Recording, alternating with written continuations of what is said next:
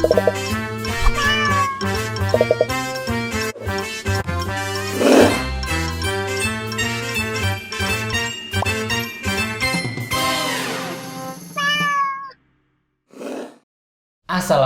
warahmatullahi wabarakatuh. Balik lagi bareng gue Razni. Maksud gue Rashid Bayhaqi. Kelibet ya. Razni soalnya lagi sibuk kebetulan. Dia lagi ngajarin anak-anak buat nge-review buat di masa depan kali ya. Gue mau review film terbaru Korea Selatan, judulnya Time to Hunt, atau bahasa Indonesianya ini Waktunya Berburu. Ajib, mantap. Judulnya sih terdengar seru ya.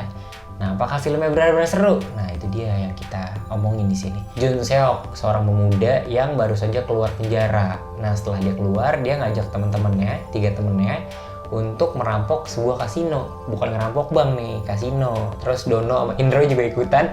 Nah, abis ngerampok kasino ini dia berhasil. Setelah itu dia dikejar-kejar lah sama seorang pembunuh bayaran, namanya Han. Nah, menurut gue sih di sini filmnya latarnya menarik karena berlatar Korea di masa depan gitu. Yang kita tahu Korea itu kan sekarang jadi negara yang maju. Nah, di sini justru malah berbanding terbalik sekali.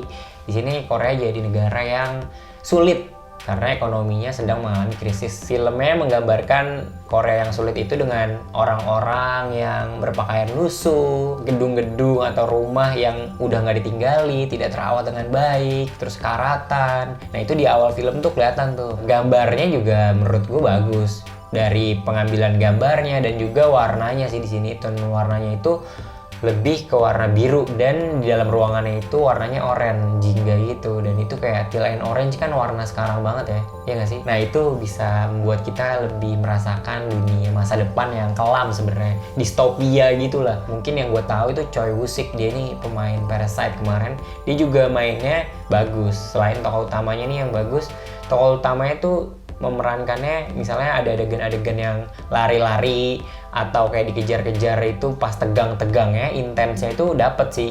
Mukanya tuh bener-bener merasa bersalah karena ngajak temen-temennya, dan dia juga mau nggak mau harus terus berjalan nih misinya karena udah nggak bisa mundur lagi ke belakang. Selain itu juga si villainnya nih, si Han pembunuh bayarannya itu sosok yang benar-benar bengis dan misterius ya. Dia nggak tahu latar belakangnya gimana, dan bengisnya juga kita di adegan pertama kali kita lihat dia tuh, ini orang kalau udah ada target, ada sasaran, pasti mati nih. Alasannya bukan pekerjaan, tapi kayak ya udah dia emang harus menyelesaikan atau ngebunuh orang ini. Gua ini nonton bareng adik gua kebetulan. Pas gua nonton, adik gue tidur, dan gue juga ngerasa di awal ini emang cukup lambat dan ngebosenin sih, karena nggak ada adegan yang langsung action atau bikin kita masuk buat terus ngikutin. Nah, sampai akhir ternyata emang alurnya ini tetap ya pelan kali ya, emang sesuai, kecuali adegan-adegan yang emang intens gitu, lumayan tuh. Cuma intensnya juga adegan laganya, adegan actionnya tuh ketika udah berantem, udah dikejar-kejaran, udah tembak-tembakan. Tapi menurut gue ada bagian yang kayak kurang klimaks sih. Action nggak klimaks, terus habis itu drama lagi, action lagi. Nah, itu menurut gue kayak jadinya pelan, nggak sampai bener-bener klimaks. Kalau dibandingin film nih ya, kayak film I Saw the Devil, kalau yang udah pada nonton kan ngerasain banget tuh gimana tegangnya, kejar-kejaran, udah ditangkap terus dilepas lagi, tangkap dilepas lagi. Dan ini kan sebenarnya hampir sama ya, ditangkap terus dilepas lagi, ditangkap dilepas lagi buat ya emang pengen berburu gitu. Nah, ini nggak setegang itu. Di sini emang ceritanya ini masih banyak yang menggantung sih. Ada tokoh-tokoh yang, 2 tokoh nih yang menurut gue penting, Ki-hun sama Sang-soo ini bener-bener nggak dijelasin ketika dia udah nggak jadi fokus utama cerita, terus dia hilang gitu aja.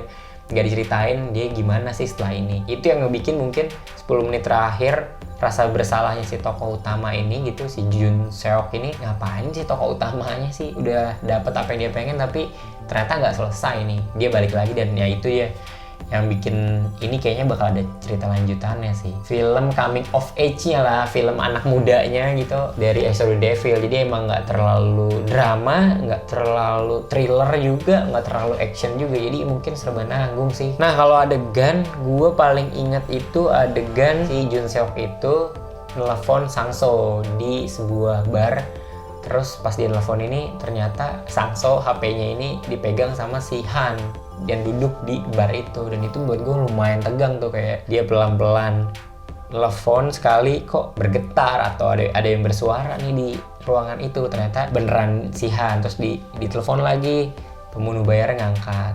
Terus si Hane ini pembunuh bayarannya kayak bayangannya tuh mukanya tertutup bayangan banget, jadi kayak bener-bener sosoknya misterius dan tegang. Itu tuh sih gue lumayan apa ya, bagus nih adegannya. Si Ki-hun di rumahnya ketemu ibunya, terus dia ngasih baju gitu, dan itu si Jun Seok sama si yang mati itu temennya lah pokoknya. Ibunya bilang makasih, terus kayak si Ki-hun mau apa bu, nanti bakal dibeliin, gue lagi kaya nih. Tapi kan ibunya bilang enggak, dikasih aja udah bersyukur. Dan itu kayak apa ya, dapat aja karena si Jun Seok dan si temennya ini kan gak berkeluarga gitu sih. Langsung ke skor 7 sih gue dari 10, 7 karena ya di sini masih banyak yang nanggung, dramanya nanggung juga, actionnya apalagi, dan thrillernya juga nggak thriller banget. Makanya gue bilang ini kayak I Saw the Devil tapi versi mudanya lah, versi nggak separah itu gitu.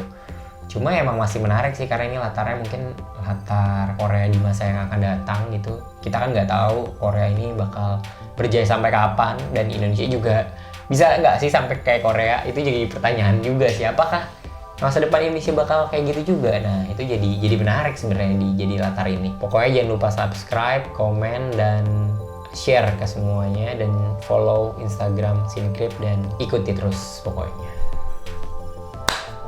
Terima kasih.